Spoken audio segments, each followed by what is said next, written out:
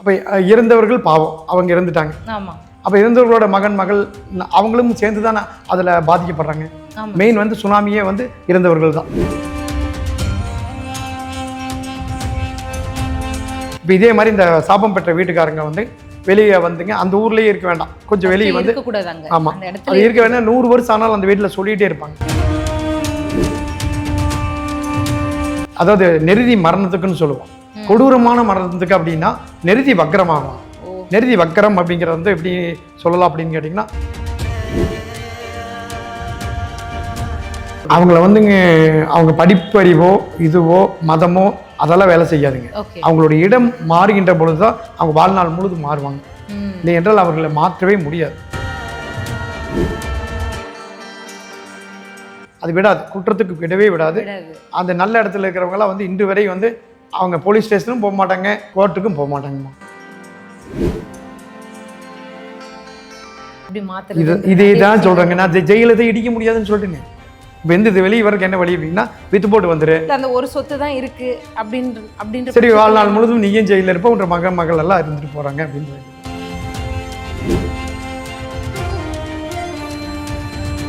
அவரை மறுபடியும் அந்த குழந்தைகள் பூ பெய்தோ, பெண் குழந்தையா இருந்தோ, ஆண் குழந்தையா இருந்தோ பெருசாகிட்டானாலோ அங்கிருந்தே வேலைக்கு போறோன்னா அவங்க அப்பா பட்ட கஷ்டத்தை அப்படியே பயன்படுவான்.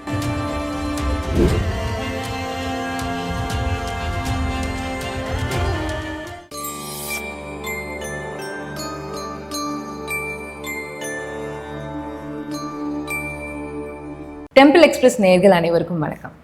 நம்ம எல்லாருக்குமே வந்துட்டு ஒரு கேள்வி இருக்கும், சாபங்கள் தோஷங்கள் இதெல்லாம் உண்மையா பொய்யா அப்படிங்கிறது. அண்ட் ஒரு சில குடும்பம் வந்து அதை அனுபவிச்சுட்டு இருக்கும். அந்த முன்னோர்கள் சாபமாக இருக்கட்டும், அவங்களுக்கு இருக்கிற தோஷமாக இருக்கட்டும், இதுலேருந்து எப்படி மீண்டு வர்றது அப்படிங்கிறது தான் நம்ம எல்லாருடைய கேள்வியாக இருக்கும். அதுக்கு நிவர்த்தி எப்படி இருக்குது, அதுக்கு வாஸ்து மூலமாக ஏதாச்சும் ஒரு தீர்வு இருக்கா அப்படிங்கிறத இன்றைக்கி கேட்க போகிறோம். இன்றைக்கி நம்ம கூட அதை பற்றி சொல்கிறதுக்காக வலம் வாஸ்து டாக்டர் அசோகன் சார் இருக்காங்க. வணக்கம் சார். வணக்கங்கம்மா, வாழ்க வளமுடன். அருமையாக இருக்குங்கம்மா. Super sir. சார் எல்லாருக்குமே வந்துட்டு இப்போ நான் சொன்ன மாதிரி முன்னோர்களுடைய சாபம் இருக்கிறதுனால எங்கள் குடும்பமே மேலே வர மாட்டேங்குது, இதுக்கு ஏதாச்சும் வாஸ்து மூலிமா ஒரு தீர்வு இருக்குமா அப்படிங்கிறது தான் இப்போ நம்ம பேச போகிறோம் சார். இதுக்கு ஏதாச்சும் வாஸ்து மூலிமா தீர்வு இருக்குங்களா? இதுங்க முன்னோர்கள் சாபம் என்பது வந்துங்க யார் சொல்லி உங்களுக்கு தெரிய வருது அப்படிங்கிறது தான் ஃபஸ்ட் விஷயம். ஒரு ஃபேமிலியில் முன்னோர்கள் சாபம் இருக்குது அப்படின்னு உடனே அது ஒரு டைட்டில் எடுத்துக்கிட்டு நிறைய பேசிகிட்டு இருந்தோம்னா பத்தாது. சாபம் இருக்குதா இல்லையான்னு முதல் தெரியும். இப்போ உங்களுடைய முன்னோர்கள் வந்து என்ன செஞ்சுட்டு இருக்கிறாங்கன்னு கொஞ்சம் பார்க்கணும். இப்போ ஒரு இதில் வந்து ஒருத்தர் வந்து போய் ஒரு 2-3 பேர்த்த வெட்டி போட்டு வந்துட்டார், ஒரு ஃபேமிலியில் போய் கொலை பண்ணிட்டு வந்துட்டார், அவர் ஜெயிலுக்கு போயிட்டார். இப்போ இவர் வந்து கொன்று விட்டு வந்துட்டார். இப்போ இந்த சாபம் இறந்தவர்களுடைய வீட்டை தாக்குதா வெட்டினவங்க வீடு தாக்குதா அப்படிங்கிறது ரெண்டு விஷயம் இருக்கு. இப்போ யாருக்கு வருது அப்படி முன்னோர்கள் சாபம் இருக்குதுன்னு சொல்றீங்க, யாருக்கு இருக்குது அப்படிங்கிட்ட அதாவது ஒரு வீட்டை சார்ந்த நபர் ஒருத்தர் போய் வெட்டிட்டார். இப்போ வெட்டின நபர் வீட்டுக்கு தானே சாபங்கள் வரணும். அப்போ இறந்தவர்கள் பாவம், அவங்க இறந்துட்டாங்க. அப்போ இறந்தவர்களோட மகன் மகள் அவங்களும் சேர்ந்து தானே அதில் பாதிக்கப்படுறாங்க.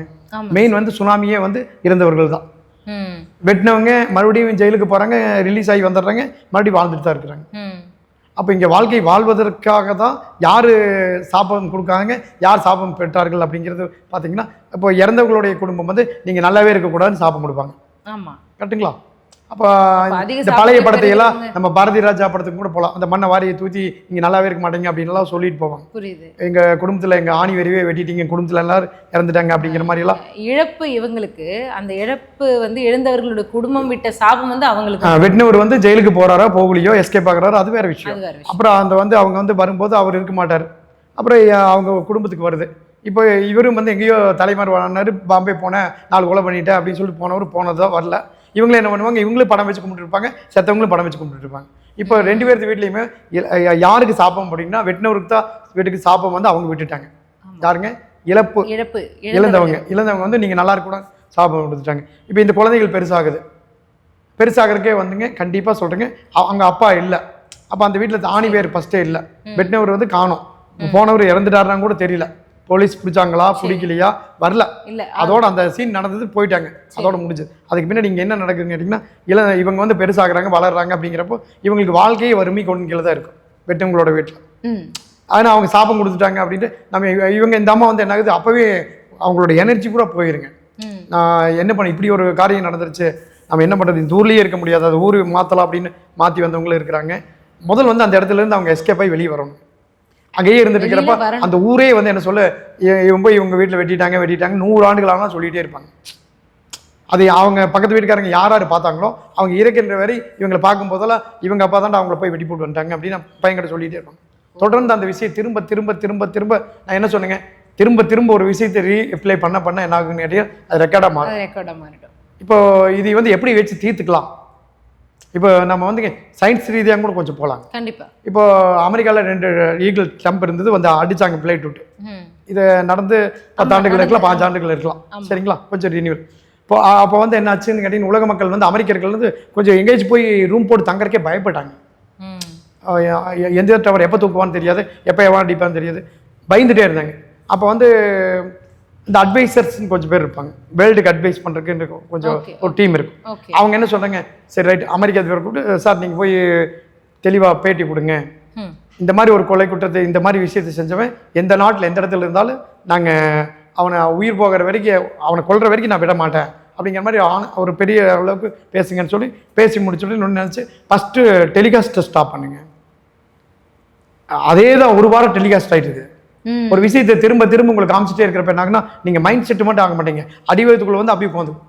கண்ணை மூடி தூங்கினா எதிர்த்தாவே நம்ம மேலே அரைச்சி போட்டுவாங்களோ ஏதாச்சும் ஆயிடுமோ அப்படிங்கிற ஒரு எண்ணங்கள் வந்து முதல்ல அதை எடுத்து போட்டு இந்த விஷயத்தை செஞ்சவன் எவனா இருந்தாலும் சரி எந்த இடத்துல இருந்தாலும் சரி அவங்கள நான் வந்து இது பண்ணிவிடுவேன் அப்படின்னு நான் ஒரு தலைவர் பேசுகிறாருங்கிறப்போ ஒரு தகரியம் வரும். ஓ நீ நம்மளால் நம்மளை பார்த்துக்குவார் அப்படிங்கிற மாதிரி ஒரு தகரியம் வந்துடும். அப்புறம் அதுலேருந்து அவங்க வந்து விடுபட்டு வெளியே வராங்க. இப்போ இதே மாதிரி இந்த சாபம் பெற்ற வீட்டுக்காரங்க வந்து வெளியே வந்துங்க அந்த ஊர்லேயே இருக்க வேண்டாம், கொஞ்சம் வெளியே வந்து ஆமாம் அது இருக்க வேண்டாம். 100 வருஷம் ஆனாலும் அந்த வீட்டில் சொல்லிகிட்டே இருப்பாங்க.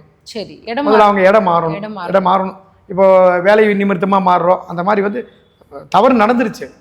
மீண்டும் வந்து பாரு இவங்க அப்பா தாண்டா போய் வெட்டினது அப்படின்னு சொல்லி ஸ்கூலில் சொல்லுவாங்க. அந்த பசங்க வளர்றப்பவே அவங்களுடைய மைண்டில் வந்து எப்படின்னா தீய எண்ணங்கள் ரொம்ப மேலோங்கி நின்றும். சரி, இப்போ அந்த இடத்த மாற்றணும் அப்படின்னு சொல்கிறீங்க. இப்போ ஒரு முன்னோர்கள் சாபம் பெற்ற வீடு இல்லைன்னா வந்துட்டு ஏதோ ஒரு அது வீடுங்கிறது வந்து அந்த சொந்த வீடாக இருந்தாலும் சரிங்க, அந்த இடத்த விட்டுட்டு முதல் வந்துடணும். அந்த இருக்கும் பொழுது வாஸ்து ரீதியாக மட்டும் பரிகாரம் பண்ணால் போதுங்க. அந்த இடத்த இடிச்சிட்டு நம்ம கட்டினாலும் அந்த தவறு நான் வந்துங்க அந்த மனிதர்களுடைய மைண்டில் நிற்கும். அவங்க இருக்கிற வரைக்கும் அதை ரிப்பீட் பண்ணிகிட்டே இருப்பாங்க. இந்த மாதிரி ஒரு நாட்டுக்கு நடக்கும் பொழுதுமே ஒரு அந்த நாட்டினுடைய பிரதம மந்திரி சொல்லும்போது அந்த நாடு சரியான திசைக்கு வந்துடுது. அது போலவே நம்ம வீட்டில் இருக்கிறவங்கள என்ன பண்ணலாம் தெரியுமா, இனிமேல் நம்ம நல்ல வாழ்க்கை வாழலாம், நல்லா இருக்கலாம். நடந்துருச்சு, போனோம் 10 பேர்த்த அவர் கொண்டுட்டார், அவர் போயிட்டார், அதோட முடிஞ்சது, அவர் இல்லை.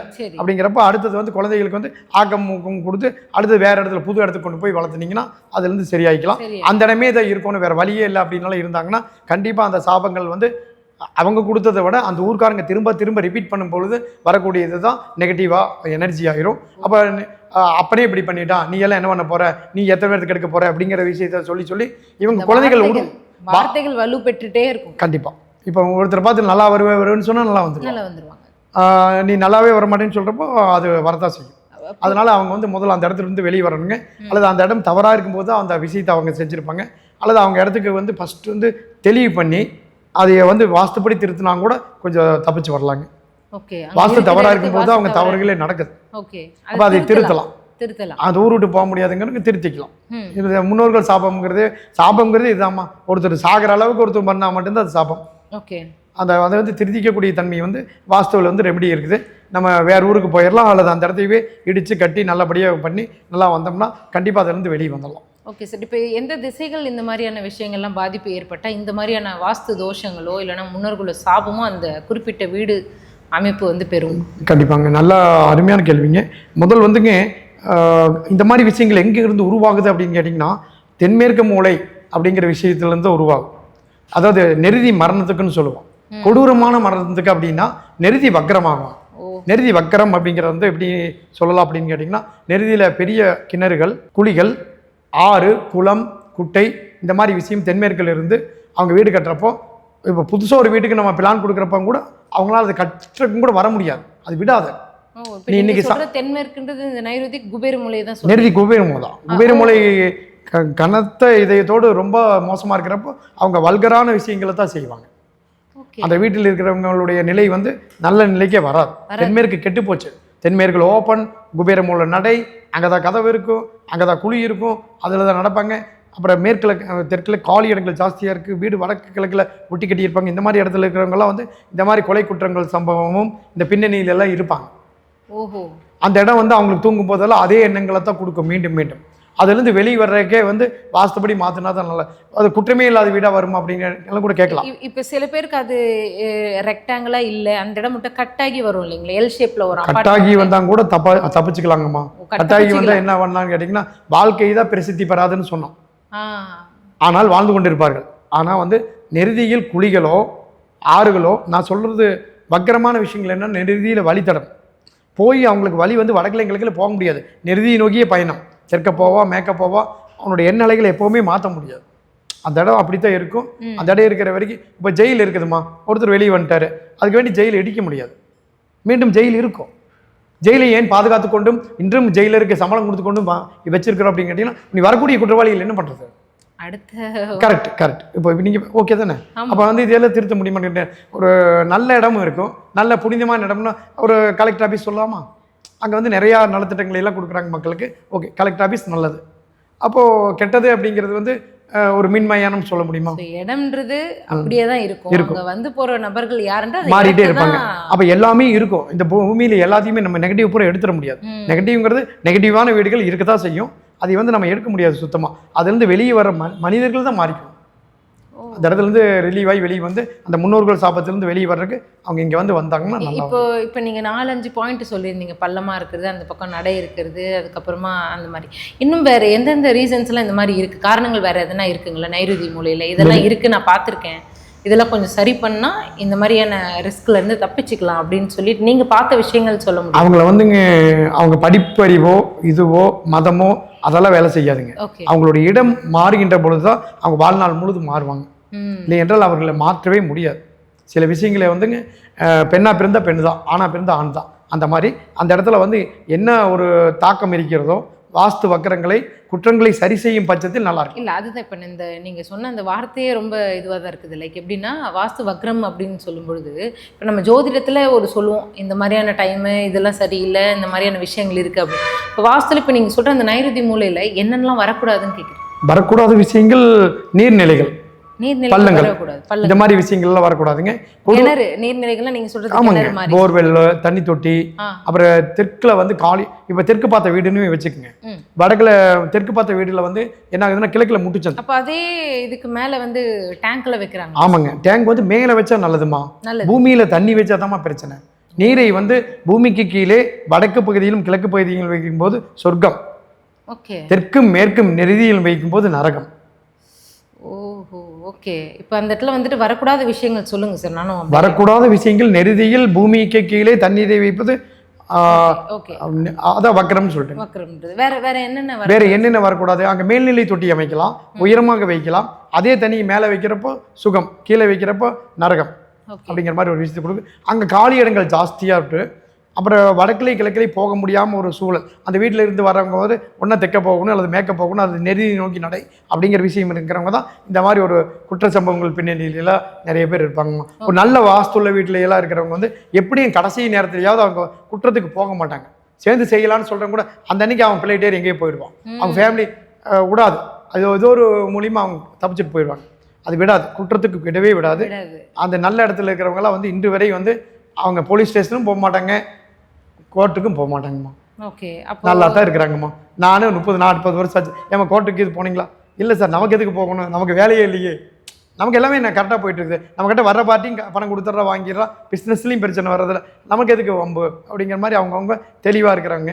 இதுக்கு காரணம் என்னன்னு கேட்டிங்கன்னா, இப்போ நீங்கள் இதனுடைய மையப்பொருளாக கேட்ட கேள்வியே நீங்கள் மறந்துட்டீங்க. இல்லை சார், அதுக்கு இல்லை, நான் எதுக்காக கேட்டேன் அப்படின்னா, இப்போ நீங்கள் சொன்ன அந்த நைருதி மூலையில் எப்படி இருக்கும்போது மரணத்தை குறிக்கக்கூடிய அந்த மாதிரி விஷயங்கள் நீங்கள் சொன்னதுனால அப்போ எல்லாருக்கும் ஒரு டவுட் வரும். இப்போ நம்ம வீட்டில் இப்படி இருக்கான்னு செக் பண்ணி பார்ப்பாங்க. கண்டிப்பாக பார்ப்பாங்க. இப்போ தான் நம்ம வந்து நீர்நிலைகள் மேலே வச்சிங்கன்னா வெயிட்டு, கீழே பூமிக்கு கீழே வச்சிங்கன்னா அது பாதகமான செயலை தான் கொடுக்கும்.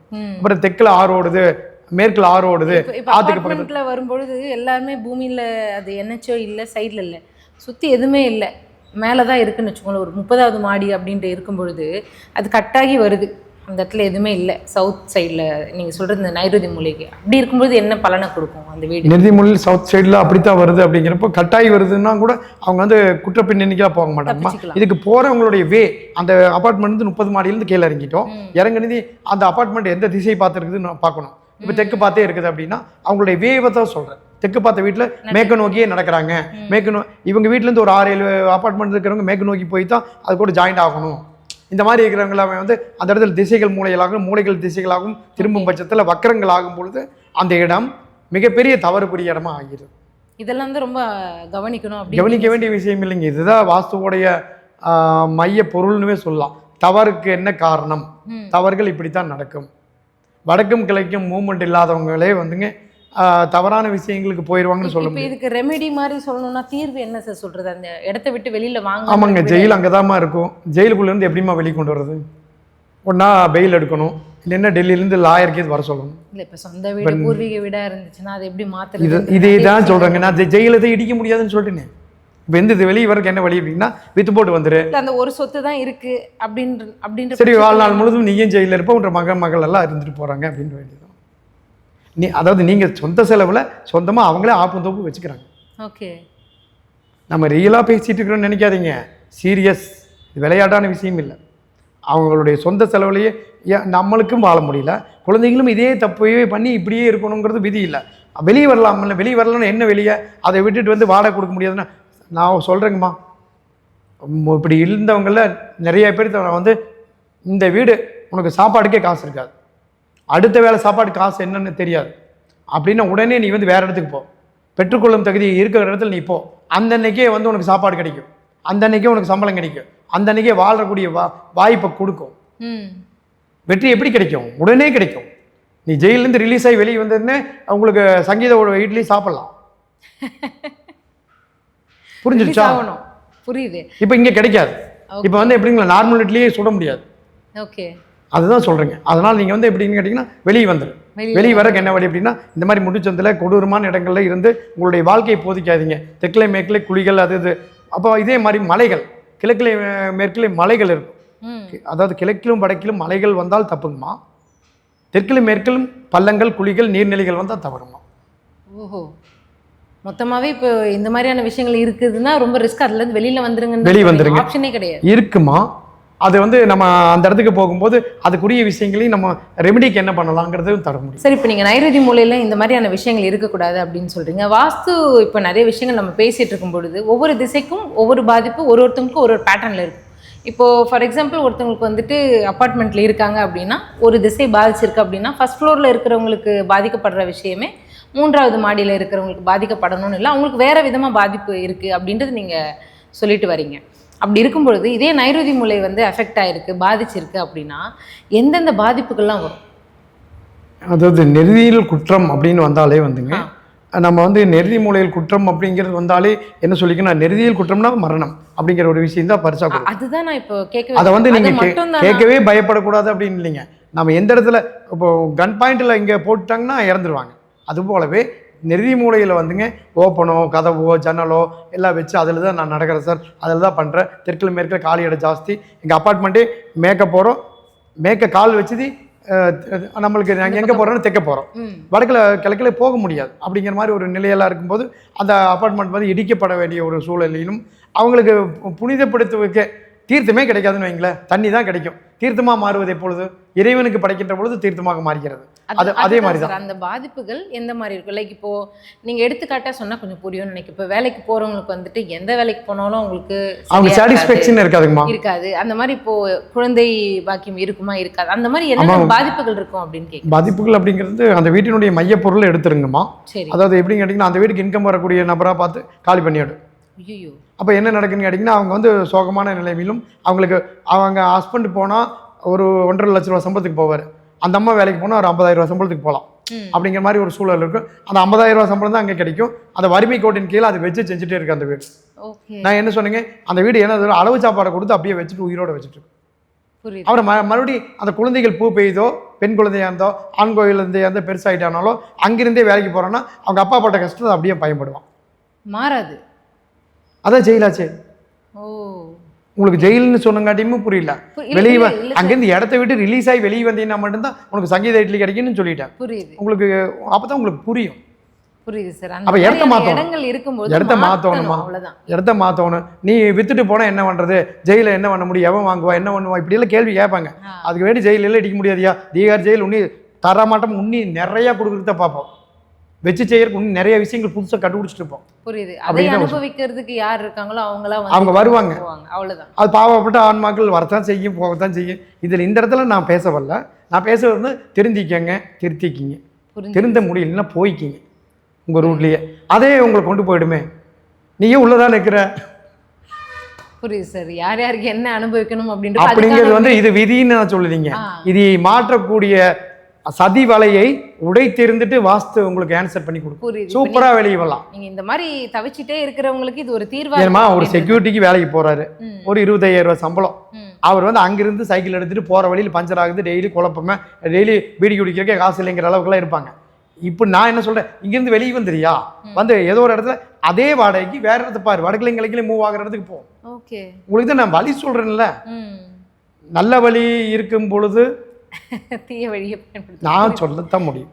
நல்லது சொல்றேன், வடக்கிலை கிழக்கியே போங்கப்பா, நல்லதா பழகுங்கப்பா. ஸ்கூலுக்கு போறேன்னு சொல்றேன், நான் இல்லை கடைக்கு தான் போறேங்க, நான் என்ன பண்ண முடியும்?